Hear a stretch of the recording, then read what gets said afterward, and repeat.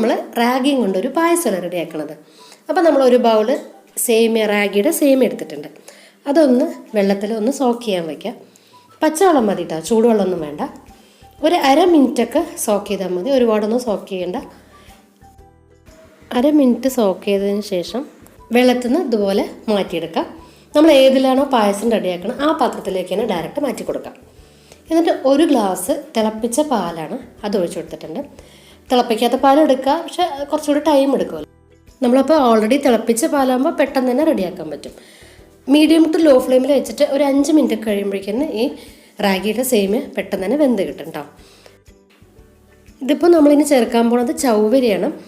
അര ബൗളൊക്കെ ചൗവരി നമ്മൾ നേരത്തെ തന്നെ വേവിച്ച് വെച്ചിട്ടുള്ളതാണ്. അതുകൂടെ ചേർത്തിട്ട് വീണ്ടും ഇത് നന്നായിട്ട് മിക്സ് ചെയ്തിട്ട് എടുക്കാം. ചൗവരി വേവിക്കുന്ന വീഡിയോ ഒന്നും ഞാൻ എടുത്തില്ല, കാരണം വീഡിയോ ലെങ്തി ആയിപ്പോൾ. ഇതെല്ലാവർക്കും അറിയാമെന്ന് തോന്നുന്നു. ഒന്നുമില്ല, നമ്മൾ 1 മണിക്കൂർ ചൗവരി ഒന്ന് വെള്ളത്തിൽ കുതിർത്തിയതിന് ശേഷം വേവിച്ചെടുത്തിട്ടുള്ളതാണ്. അതുകൂടെ ചേർത്തിട്ട് ഇതുപോലെ എല്ലാം ചൗവരിയും സേമിയും പാലക്കൂടി നന്നായിട്ട് മിക്സ് ആയിട്ട് വരുമല്ലോ. ഈ സമയത്ത് നമുക്ക് പഞ്ചസാര ചേർത്ത് കൊടുക്കാം. അര ബൗൾ പഞ്ചസാര ചേർത്തിട്ടുണ്ട്. നിങ്ങളുടെ മധുരത്തിന് ആവശ്യമുള്ള പഞ്ചസാര ചേർക്കുക കേട്ടോ.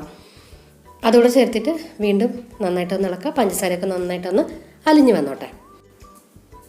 എന്നിട്ട് ഇതൊന്ന് സൈഡൊക്കെ ഒന്ന് തിളച്ച് വരുമല്ലോ. ഈ സമയത്ത് ഒരു ഗ്ലാസ് പാലും കൂടെ ചേർത്ത് കൊടുക്കുക.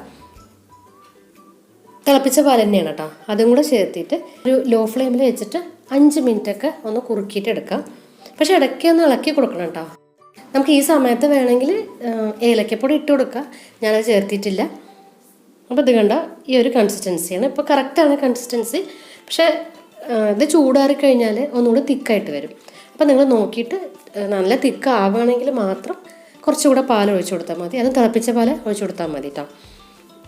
പിന്നെ നമ്മൾ ഗ്യാസ് വെച്ചിട്ട് തിളപ്പിക്കേണ്ട ആവശ്യമില്ല. നന്നായിട്ട് ചൂടാറി കഴിഞ്ഞാൽ തിളപ്പിച്ച പാൽ കുറച്ച് ഒഴിച്ചിട്ട് ആ ഒരു കൺസിസ്റ്റൻസി കറക്റ്റാക്കിയാൽ മതി. പായസം നമുക്ക് ഗ്യാസിൽ നിന്ന് മാറ്റാം. എന്നിട്ട് വേറെ പാനിൽ നെയ്യ് ഒഴിച്ചിട്ട്, ഇതിപ്പോൾ ഞാൻ ബദാമും കാഷ്യൂനട്ടും മാത്രമാണ് ഫ്രൈ ചെയ്തിട്ടെടുത്തത്. കിസ്മിസ് ചേർത്തിട്ടില്ല. ബദാം ചേർക്കുമ്പോൾ പായസത്തിന് തന്നെ നല്ലൊരു ടേസ്റ്റാണ് വരിക. അപ്പോൾ അത് നിങ്ങളൊന്ന് ട്രൈ ചെയ്ത് നോക്കാം കേട്ടോ. അത് നന്നായിട്ടൊന്ന് ഫ്രൈ ആയിട്ട് മൂത്ത് വന്നു കഴിഞ്ഞാൽ നമ്മൾ ഗ്യാസ് ഓഫ് ആക്കിയിട്ട് പായസത്തിലേക്ക് ഒഴിച്ചു കൊടുക്കാം. അങ്ങനെ പായസം റെഡി ആയിട്ടുണ്ട്. റാഗിയുടെ പായസം നല്ല ഹെൽത്തി ആയിട്ടുള്ള പായസമാണ്. അത് ഈ ഒരു കൺസിസ്റ്റൻസി ഇപ്പോൾ കറക്റ്റാണ്. അപ്പോൾ എല്ലാവരും അതൊന്ന് ട്രൈ ചെയ്യുക. ട്രൈ ചെയ്തിട്ട് കമൻസും കൂടെ അറിയിക്കുക. പുതിയ നല്ല വീഡിയോസായിട്ട് നമുക്ക് ഉടനെ തന്നെ കാണാം. Thanks for watching. ബൈ.